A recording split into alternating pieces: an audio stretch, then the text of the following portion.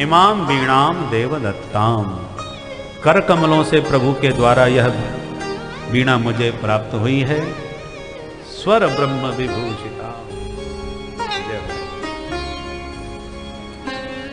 स्वर ब्रह्म विभूषित यह दिव्य वीणा है। इसी वीणा पर प्रभु के गुण गाते हुए हम संपूर्ण जगत में विचरण कर रहे हैं। व्यास जी आप भी प्रभु के गुण गाओ, फिर देखो जीवन में क्या आनंद आता है। कि देवर्षि नारद जी व्यास जी को अपनी आत्मकथा सुनाई और बोले महाराज जो भी कुछ मेरे जीवन में यह आनंद आया है संतों की कृपा से, जिन संतों ने मुझे गोविंद से मिला दिया। कहाँ दासी पुत्र था, कहाँ आज इस कल्प में ब्रह्मा का पुत्र बन गया। ये संतों के आशीर्वाद और उनके शीत प्रसादी का चमत्कार है। बोल संत भगवान की जय। नारद जी तो चले गए और व्यास जी ने तुरंत अपनी कमी पकड़ ली और सरस्वती नदी में स्नान करके बैठ गए अपनी व्यास गुफा में। ब्रह्म नद्याम सरस्वत्याम आश्रमः पश्चिमे तटे सम्याप्रास इति प्रोक्त ऋषीणां सत्सरवरवरः। बद्री विशाल में आप दर्शन करने गए होंगे तो बद्रीनाथ से थोड़ा ऊपर माना गांव में व्यास गुफा है जिसके नीचे सरस्वती नदी का उद्गम है। उसी के ऊपर भीम पुल बना हुआ है ऊपर जाने के लिए। उसी स्थान का चित्रण श्री व्यास जी महाराज कर रहे हैं।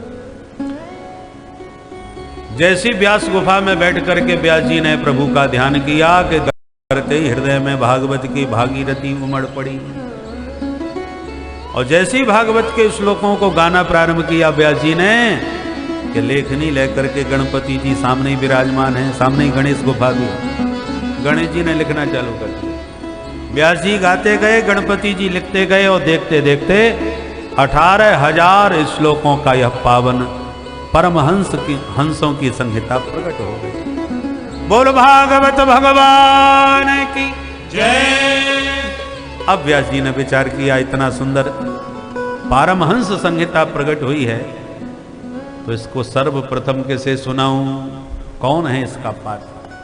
तो तुरंत अपना बेटा सुखदेव याद आ गया जो पैदा होते ही परिव्राजक हो गया। उससे बड़ा परमहंस कौन कहाँ मिलेगा। पर उसे ढूंढने भी कहाँ जाऊं, न जाने कहाँ गुफा में घुसा बैठा होगा।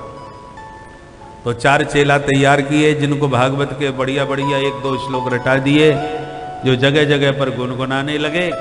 तो जिस गुफा में बैठ के सुखदेव जी निर्गुण ब्रह्म की सत्ता में परिनिष्ठित थे वहीं पर गुनगुनाता हुआ एक चेला पहुंच गया। मस्ती में गाए जा रहा था बरहा पीडम नटवर कर्णयो कर्णकारं बिभ्रदवासकनककसं वैजयन्ती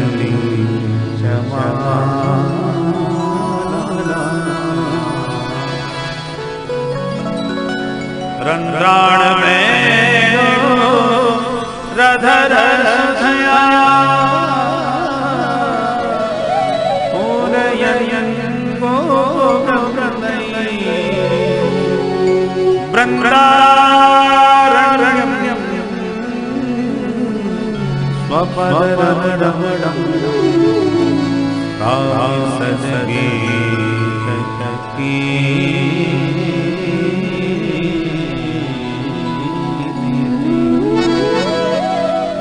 इस श्लोक का भावार्थ है कि मोर पंख का मुकुट धारण कर किए हुए मुरली मनोहर माधव गैया चराते हुए, बंसी बजाते हुए, पीताम्बर फहराते हुए, वैजयंती माला लहराते हुए, ग्वालों से घिरे हुए वृंदा विपिन में अपनी कीर्ति का ग्वालों के मुख से श्रवण करते हुए प्रवेश कर रहे हैं। प्राविशद गीत कीर्ति, ग्वाला चारों ओर से गोपाल की कीर्ति का गायन किए जा रहे हैं और झूमते गायों के पीछे गोपाल वृंदावन में प्रवेश पा रहे हैं।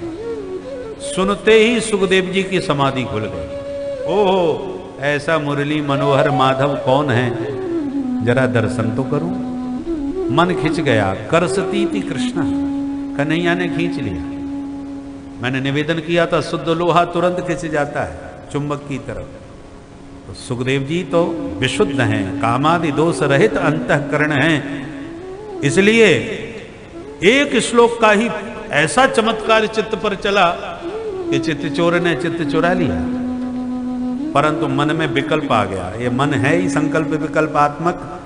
मन में आया कि हम दुनियादारी से दूर उस बंसी वाले की चरण शरण ग्रहण करें, और वो हमें सीधे मुंह बात भी ना करे, हमसे मिलना ही पसंद ना करे, तो हम तो कहीं के नहीं रह जाएंगे। इसलिए अपन किसी के चक्कर में नहीं पड़ते, बैठ के उसी ब्रह्म का ध्यान करते हैं। मन को समझा करके जैसे ही आंख बंद करना चाहा कि इतने में दूसरा श्लोक कान में आया, जिसमें भगवान के स्वभाव का वर्णन था। वो बंसी वाला देखने का ही केवल छैल छबीला नहीं है, स्वभाव और भी कमाल का है।